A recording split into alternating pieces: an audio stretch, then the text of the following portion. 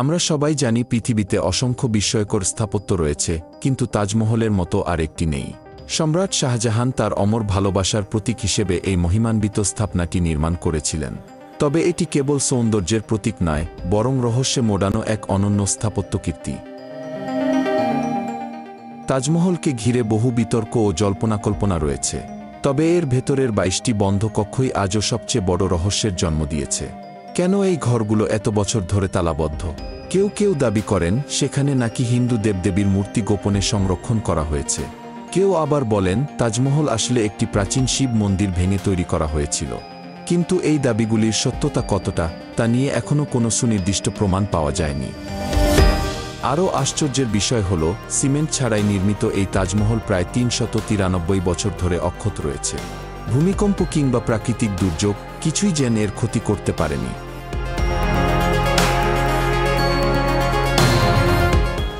প্রশ্ন জাগে, সেই সময়ে এমন দৃঢ় স্থাপনা তৈরিতে কী ধরনের কৌশল ব্যবহার করা হয়েছিল? তাজমহল নির্মাণে বিপুল অর্থ ব্যয় হয়েছিল, তবু আজও এর ভেতরে কোনো কৃত্রিম আলোর ব্যবস্থা করা হয়নি কেন? আজ আমরা সেই সমস্ত প্রশ্নের উত্তর জানার চেষ্টা করব এবং উন্মোচন করব 393 বছর আগের সেই বিস্ময়কর রহস্য, যা হয়তো আপনি আগে কখনো শোনেননি।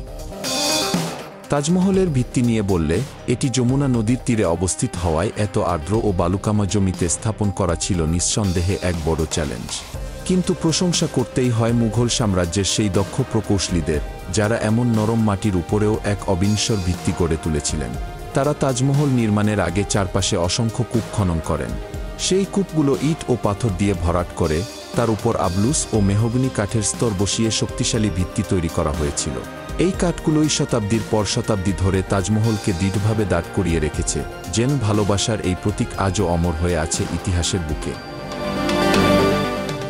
আবলুস ও মেহগনি কাঠের একটি গুরুত্বপূর্ণ বৈশিষ্ট্য হল, এরা যত বেশি আর্দ্রতা পায় ততই আরও শক্তিশালী হয়ে ওঠে। যমুনা নদী তাজমহলের ঠিক পাশ দিয়ে বয়ে যাওয়ায় এই কাঠগুলির জন্য প্রয়োজনীয় আর্দ্রতার ব্যবস্থা হতো, যার ফলে কাঠগুলি অনেক বছর ধরে টিকে থাকতে পারত।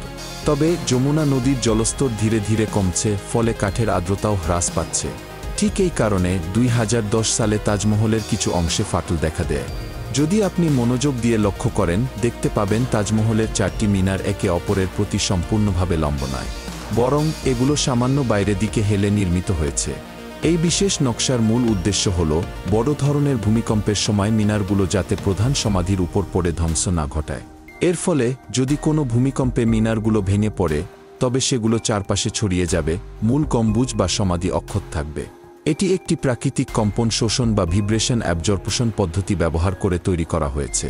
মিনারগুলো ভূমিকম্পের কম্পন শোষণ করে, যাতে সেই কম্পনের প্রভাব প্রধান সমাধি পর্যন্ত পৌঁছায় না। একজন জনপ্রিয় কিংবদন্তি মতে, শাহজাহান তাজমহল নির্মাণের পর শ্রমিকদের হাত কেটে দিয়েছিলেন, যাতে তারা আর কখনো এমন স্থাপত্য নির্মাণ করতে না পারে। তবে ইতিহাসবিদরা এটি কেবল গুজব বলেই মনে করেন, কারণ এ সম্পর্কিত কোনো ঐতিহাসিক প্রমাণ নেই। অনেকে ধারণা করেন শাহজাহানের রাজকীয় স্থাপত্যপ্রেম এবং এক মালিকানা ধারণার কারণে এই গল্প প্রচলিত হয়েছে। ধারণা করা হয় তিনি চেয়েছিলেন তাজমহল যেন বিশ্বের একমাত্র এবং অদ্বিতীয় স্থাপত্য হিসেবে থেকে যায়। প্রত্নতাত্ত্বিক ও ঐতিহাসিক গবেষণা অনুযায়ী শ্রমিকদের হাত কাটা হয়েছে এমন কোনো প্রমাণ নেই, বরং ইতিহাস বলে শাহজাহান তাদের আজীবন ভাতা প্রদান করেছিলেন, যাতে তারা অন্য কোথাও এমন কোনো নির্মাণ কাজে অংশগ্রহণ করতে না পারে। তাজমহল নির্মাণের সময় প্রায় 20,000 শ্রমিক কাজ করেছিলেন। এত বিশাল সংখ্যক মানুষের হাতে একে একে কেটে ফেলা প্রায় অসম্ভব ছিল। এছাড়া যদি শ্রমিকদের হাত কেটে দেওয়া হতো, তবে ভবিষ্যতে অন্যান্য মুঘল স্থাপত্য নির্মাণ করা অত্যন্ত কঠিন হয়ে যেত, কারণ দক্ষ কারিগরের অভাব দেখা দিত। এই দাবির কোনো ঐতিহাসিক ভিত্তি নেই। যদি সত্যি এমন ঘটনা ঘটত, তবে মুঘল রেকর্ড বা অন্যান্য প্রাচীন নথিতে অবশ্যই এর উল্লেখ থাকত। আজকাল হাজার হাজার পর্যটক তাজমহল দেখতে যান, কিন্তু অনেকেই জানেন না তারা মূলত তাজমহলের পেছনের অংশ দিয়ে প্রবেশ করছেন। বর্তমানে যে প্রবেশপথ দিয়ে দর্শনার্থীরা ঢুকেন, সেটি প্রাসাদের সামনের অংশ নয়। প্রকৃত মূল প্রবেশপথ ছিল যমুনা নদীর বিপরীত দিকে। মুঘল আমলে যাতায়াতের প্রধান মাধ্যম ছিল নদীপথ, তাই তাজমহলে প্রবেশের জন্য যমুনা নদী ছিল মূল পথ। সম্রাট শাহজাহান এবং অন্যান্য রাজকীয় ব্যক্তিরা নৌকায় নদী পার হয়ে এই বিশেষ চত্বরে নামতেন, যা ছিল মূল প্রবেশপথের অংশ। এরপর ধীরে ধীরে তারা তাজমহলের অভ্যন্তরে প্রবেশ করতেন। কালের বিবর্তনে যমুনা নদীর গতিপথ পরিবর্তিত হয়েছে এবং সেই পুরনো নৌকাঘাট ও প্ল্যাটফর্ম ধ্বংস হয়ে গেছে। বর্তমানে দর্শনার্থীরা পেছনের দিক দিয়ে প্রবেশ করছেন, যা মূল নকশার সঙ্গে সামঞ্জস্যপূর্ণ নয়।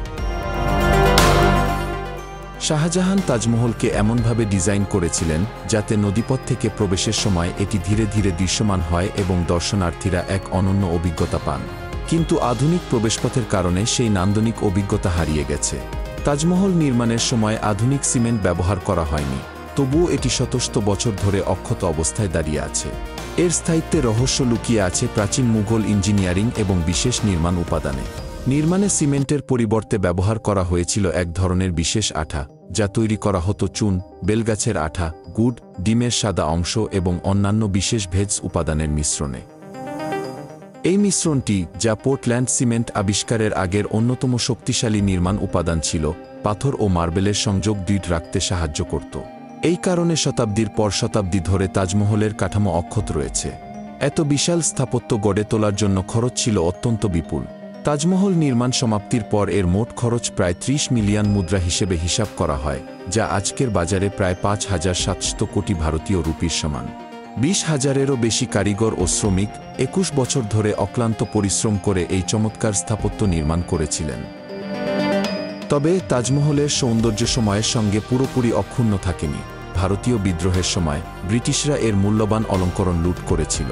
মার্বেলের দেয়ালে বসানো বহু দামি রত্ন, যেমন লাজোয়ার, রুবি, নীলমণি এবং জেড, সবই তাদের হাতে চলে যায়। শুধু তাই নয়, তাজমহলের গম্বুজের শীর্ষে একসময় খাঁটি সোনার তৈরি চূড়া ছিল, যা ১৯ শতকের গোড়ার দিকে ব্রোঞ্জের চূড়ায় রূপান্তরিত হয়। নকশাকারের সঠিক পরিচয় নিশ্চিতভাবে জানা যায় না, তবে অনুমান করা হয় তাজমহলের নকশায় প্রায় ৩৭ জন স্থপতি অংশ নিয়েছিলেন, যারা বিভিন্ন দেশের থেকে এসেছিলেন। তাজমহল কেবল স্থাপত্যের দৃষ্টিকোণ নয়, প্রকৃতির সঙ্গে এক অনন্য সংযোগও স্থাপন করে। দিনের বিভিন্ন সময়ে এটি ভিন্ন রং ধারণ করে, সকালে হালকা গোলাপি, দুপুরে সাদা, সন্ধ্যায় হালকা সোনালি এবং পূর্ণিমার রাতে রূপালি আভা ছড়ায়। বিশেষজ্ঞরা মনে করেন এর এই বৈচিত্র্যময় রঙের প্রধান কারণ হল সূর্যের আলো ও বায়ুমণ্ডলীয় প্রতিফলন। মার্বেলের পাথর আলোর তরঙ্গ দৈর্ঘ্য পরিবর্তনের সঙ্গে ভিন্নভাবে প্রতিফলিত হয়, ফলে প্রতিটি সময়ের আলোর ধরন অনুযায়ী এটি ভিন্ন রঙের দেখায়। তাজমহল কি আসলে মুঘল সম্রাট শাহজাহান নির্মাণ করেছিলেন, নাকি এটি আগে একটি হিন্দু শিব মন্দির ছিল? এই বিতর্ক বহু বছর ধরে চলে আসছে। অনেকে দাবি করেন তাজমহল আসলে প্রাচীন শিব মন্দির তেজ ও মহালয়ার উপর নির্মিত। ১৯৭৯ সালে ভারতীয় লেখক P.N. ওক একটি বই লিখেন, যার শিরোনাম ছিল তাজমহল, দ্য ট্রু স্টোরি।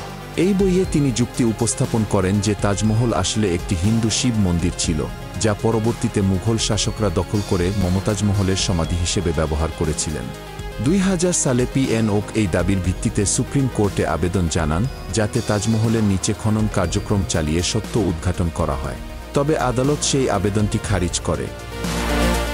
ভারতীয় প্রত্নতাত্ত্বিক বিভাগের অনুসন্ধান অনুযায়ী তাজমহল কখনো শিব মন্দির ছিল বলে কোনো ঐতিহাসিক প্রমাণ নেই, বরং সমকালীন নথি ও মুঘল রেকর্ড প্রমাণ করে সম্রাট শাহজাহান তাজমহল নির্মাণ করেছিলেন এবং এটি সম্পূর্ণরূপে মুঘল স্থাপত্যের একটি নিদর্শন।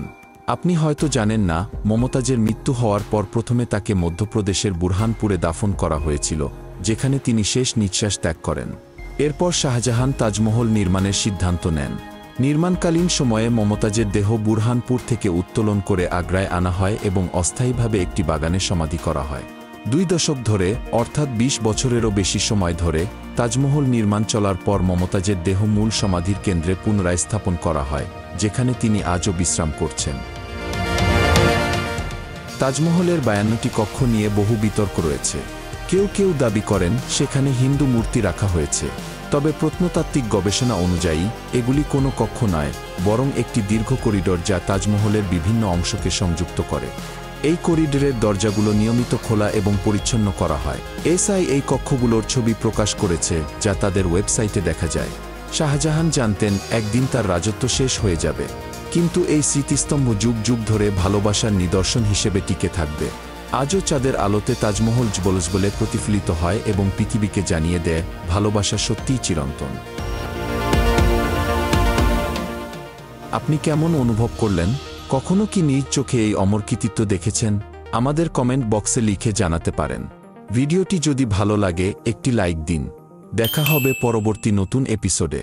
ধন্যবাদ।